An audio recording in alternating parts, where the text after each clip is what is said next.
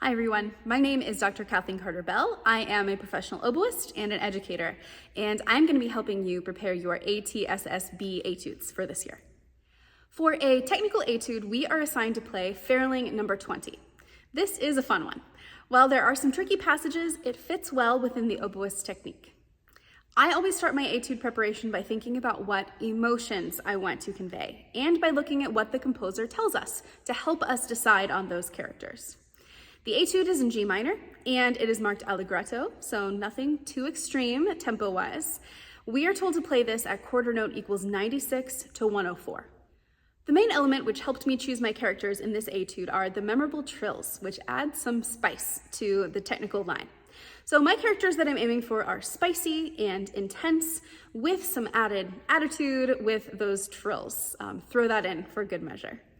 I would practice this without the trills at first and all slurred. This is to help make sure that we are using our support and keeping our airspeed up throughout. If we are off and on with our wind, it will be hard to play this seamlessly, and it'll make the articulation sound stuck. Once you have the notes and the rhythms in a smooth line, then make sure to add the correct articulations back in and start slowly so that you can get it perfectly.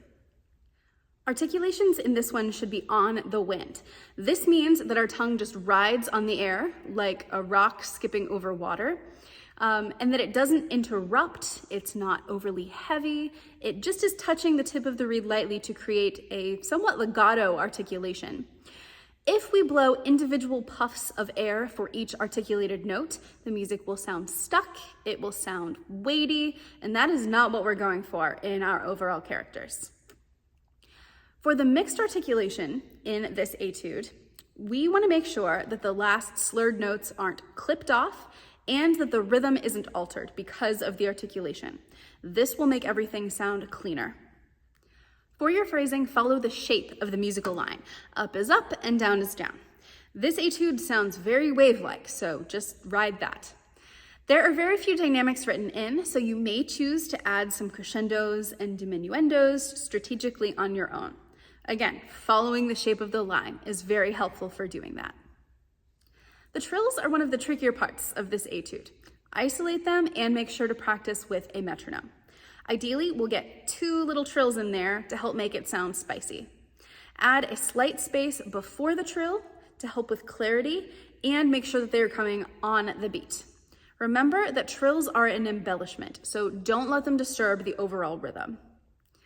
I usually always push my students to use left F as much as possible, but in this etude, there are some spots where forked F will be handy, such as the first and second bars in line 4. Use whatever you feel the most fluid with in your technique.